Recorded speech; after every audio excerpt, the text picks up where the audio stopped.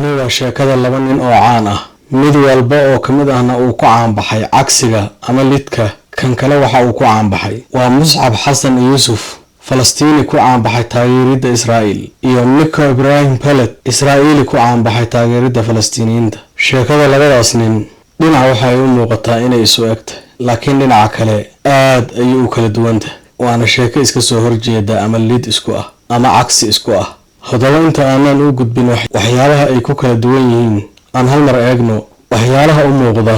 in ay isaga mid ka yihiin Muscab waxa uu ku dhashay Ramallah Nico waxa uu ku dhashay Qudus waana laba meel oo isu jirta masaafo dhan 10 kiiloomitir taas oo ka dhigan in ay ku dhasheen laba magaalo oo isu dhow labadoodaba waxaa dhalay laba nin oo saraakiil ah Muscab waxaa dhalay sheekh kamid ah aasaasiyaashii Xamaas Nico awowgiis waxa uu kamid ahaa dadka aasaasay Israa'iil halka aabihiisna uu kamid ahay ciidamada qalabka sida ee Israa'iil oo loo yaqaan ciidamada gumaysiga Muscab maadaama uu dhalay mid kamid ah aasaasiyaashii Xamaas asaga oo yarba waxa uu ku biiray Xamaas halka Nico uu asagana ku biiray isla ciidamada aabihii ka tirsanaa jiray labaduba waa laba qoraa oo Muscab waxa uu qoray buug loo yaqaano wiilka Xamaas halka Nico uu qoray buug loo yaqaano wiilka generaalka ugu qorista buugaagtu inkasta oo agteena ay qiimo badan ku fadhin dunida waa waxyaabo aad la isugu qiimeeyo waxa kale oo ay isaga mid yihiin in ay u doodaan xuquuqda dadka Muscab waxa uu u doodaa xuquuqda Israa'iiliyiinta halka Nico uu u doodo xuquuqda Falastiiniyiinta Muscab waxa uu ka soo jeedaa qoys ku caan baxay muqaawamada halka Nico uu ka soo jeedo qoys caan ku ah Sahyuuniyadda waxyaalaha kale oo isaga mid yihiin waxa kamid ah labadoodaba aad ayaa looga casuumaa xafladaha ay kala qabsanayaan taageerayaasha Falastiin iyo taageerayaasha Israa'iil waa laba nin oo aad u hadla kana hadla meelaha la isugu yimaado inkasta oo sheekada inteeda hore ay u eg tahay inay waxyaabo badan isaga mid yihiin raggan haddana waxa ay ku kala duwan yihiin waxyaabo badan waxaana la dhihi karaa waxa ay leeyihiin laba shakhsiyadood oo iska soo horjeeda waxaynu eegaynaa waxyaabaha ay ku kala duwan yihiin labadan nin Muscab waxa uu jaajuus u noqday sirdoonka Israa'iil asaga oo yar waxa uuna shaqadaas ku jiray muddo 10 sano ah uu jaajuusay xarakadii oo ka tirsanay aabihiisna uu jaga sano ka hayay dadka uu jaajuusay waxa kamid ah aabihiis oo uu xabsi ku hubsaday sidoo kale waxa uu xarkaha isku xirxiraan kala furfuri jiray xarakada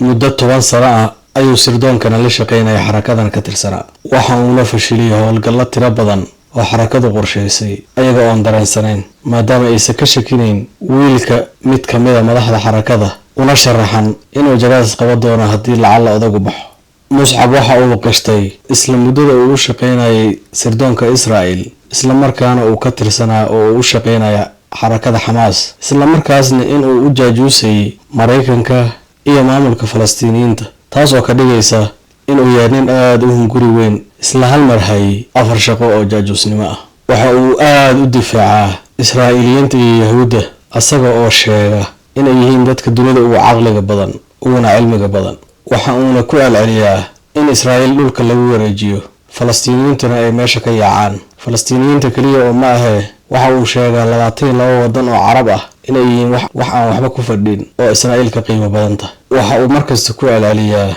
taageeraha uu hayo Israa'iil iyo nacaybka uu qabo Islaamka iyo Falastiiniyiinta inkasta uu qirsan yahay in Israa'iil muddo u xiray inay u geysteen tacadiyo xagga jirka iyo xagga maskaxdaba ah saasay tahay wali aad ay u taageeraa Muscab al-Aqil diinta Islaamka waxa uu uga baxay sidii gantaalkii waxa uu noqday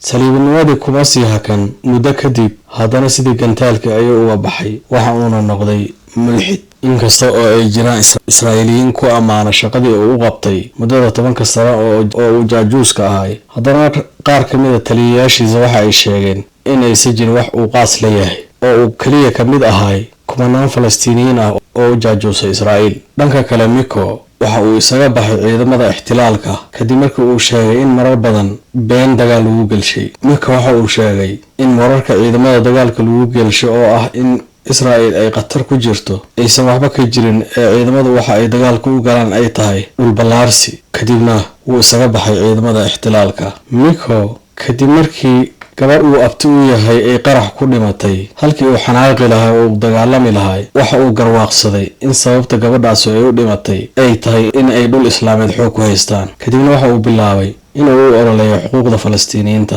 Waxa uu meel kasta ka sheegaa in Israa'iil ay tahay gumaysi, in ay tahay midab kala takoor sidii South Africa, inay yihiin Naasiyiin, inay yihiin argagixiso, in Israa'iil oo dhan ay tahay dhul xoog lagu haysto. Waxa uu ku celceliyaa in derbiga difaaca la burburiyo. Marar badanna waxa uu sheegaa in Israa'iil qudheeda la burburiyo. Waxa uu sheegaa in ciidamada gumaysigu ay yihiin warshad saliidaysan oo loogu talagalay in Falastiiniyiinta lagu shiido. Waxa uu sheegaa in al-aakhir Israa'iil burburi doonto si ka fudud ama ka dhow sida dad badan filanayaan. Waxa uu booqdaa meelo badan oo Falastiiniyiintu ku nool yihiin, haddii ahaaleed gudaha Falastiin iyo wadamada kala duwan ee dunida. Waxa uu aasaasay hay'ad caawisa dadka danyarta ee Falastiiniyiinta ah. Sheekada Muscab iyo Miko ma aha kaliya sheeko ku saabsan laba nin oo kaliya ah. Waa sheeko ku saabsan laba mabda', laba fikir, laba caalam oo kala duwan. Waa labada fikir ee ku saabsan Falastiin